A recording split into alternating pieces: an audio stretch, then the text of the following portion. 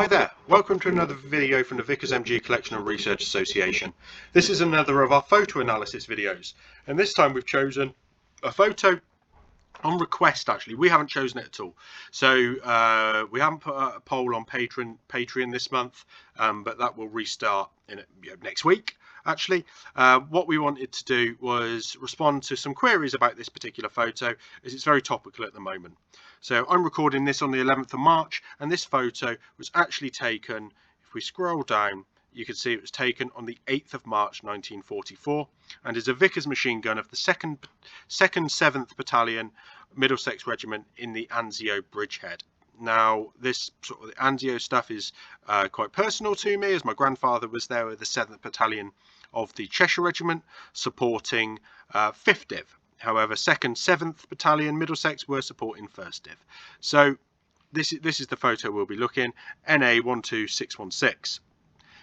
There's some interesting stuff here. It gives us some information. So Lance Corporal Gunn of Sydney Street, Folkestone, and Private Heath of Gloucester Street, Birmingham, firing their gun in practice, taken by Sergeant Laughlin of the Army Film and Photographic Unit. But if we look here, it's one angle. Included within the negatives is a completely different photo for NA 12616 that is the same gun but from a different angle, and it appears to have a different person sat at it as well. So so it's a bit perplexing as to why this is on the same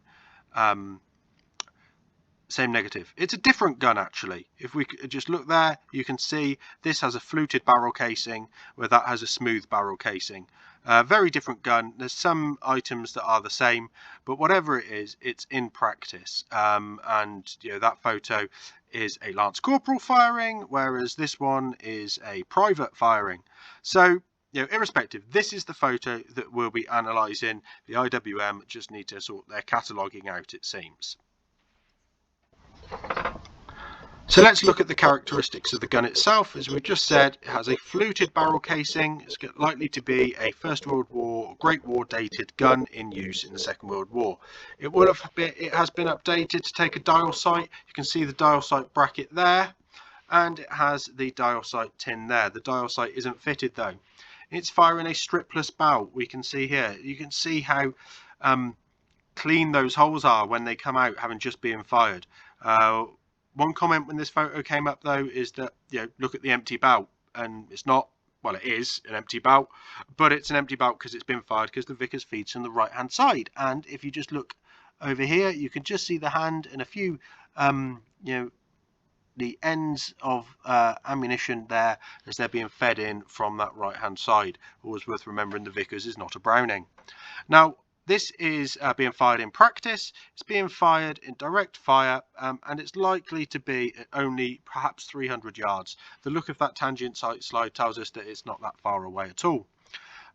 If we just look at the uniform of the man, here we have his serge battle dress. I can't tell what pattern it is from this point. He's got buttons on the rear. I don't know if that tells us which type of battle dress it is. If you can tell that from this angle, then do let us know in the comments.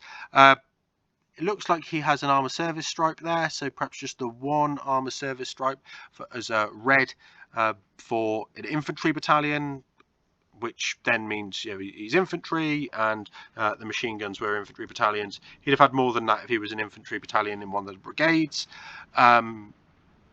Then he has his 37 pattern web equipment. You can just see the bout of. It looks like he's wearing a basic pouch there, bayonet frog, possibly without a bayonet in, and then his small pack. And his small pack looks almost empty, which sort of indicates that perhaps he's on training day.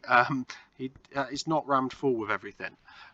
So don't know why he's wearing the small pack there. It might be that it provides that little bit of extra padding as the number one from the tripod and the weight of the tripod. Possibly that's the case.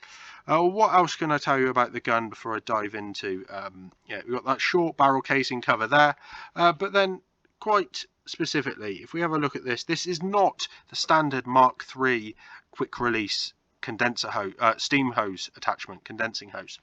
It looks like the Mark II, which is a straight. Normally we see the quick release and the hose comes out of the side of that quick release.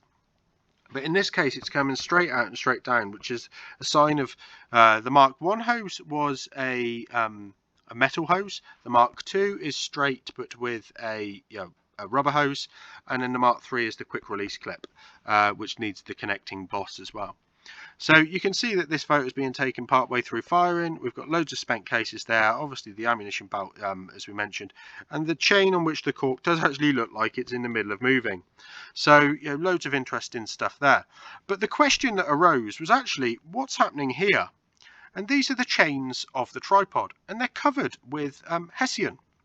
So you've got the back chain there and the front chain here, those two chains that hold the joint pins. So this chain holds the rear elevating gear and the elevating gear joint pin, and then this chain here goes to the crosshead joint pin there.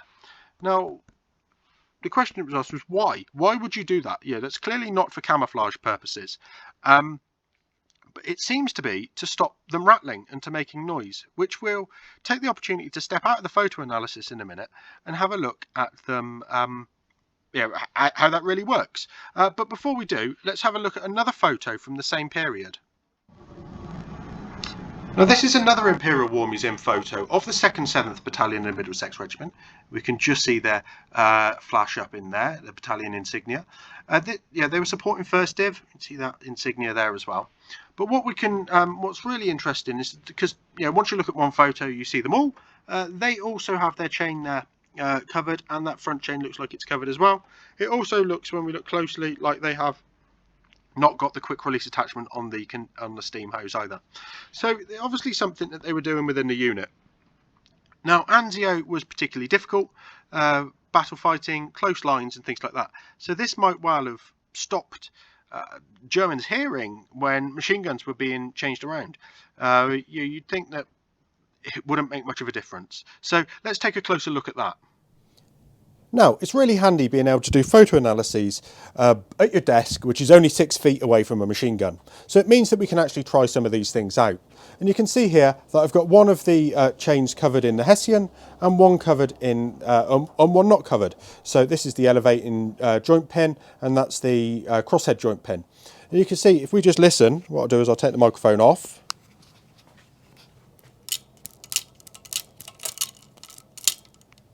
Makes a noise, and then does not make a noise. That might make all the difference to soldiers moving around with their machine guns at Anzio in March 1944, February, March. We've not seen it in any other photos, but now we've seen it in this one, it might well turn up in much, much more. So I hope that's been interesting, and it gives you sort of practical realities of sort of the research that we're doing and the understanding that we can get from these photos, and having the guns being able to do it with as well. Thank you for watching. Please remember to like and share the video and subscribe to the channel. Please support us on Patreon if you're able to, and let us know of anything you'd like to see in the future. I look forward to hearing from you.